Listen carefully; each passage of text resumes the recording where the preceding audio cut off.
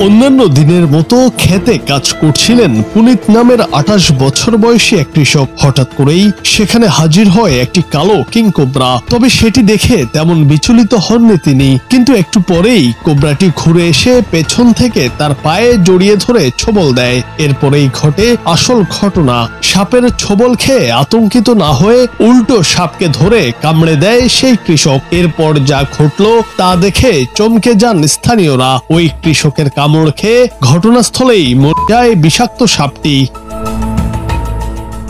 অদ্ভুত এই ঘটনাটি ঘটেছে ভারতের উত্তরপ্রদেশের হারদি জেলার পুষ্পাতলী গ্রামে। সেই কৃষক জানিয়েছে, তিনি খেতে কাজ করছিলেন, সে সময় সাপটি তার পায়ে জড়িয়ে ধরে ছোবল দেয়। খুব ব্যথা পেলেও সাহস হারাননি তিনি। তখন রাগ হলে তিনি সাপটিকে ধরে তার মাথায় কামড়ে দেন।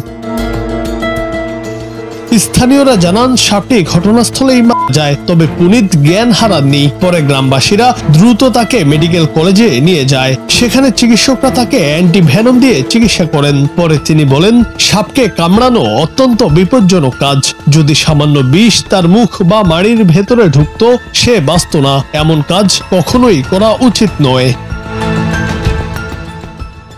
জুনায়েদ আহমেদ, বাংলা টিভি।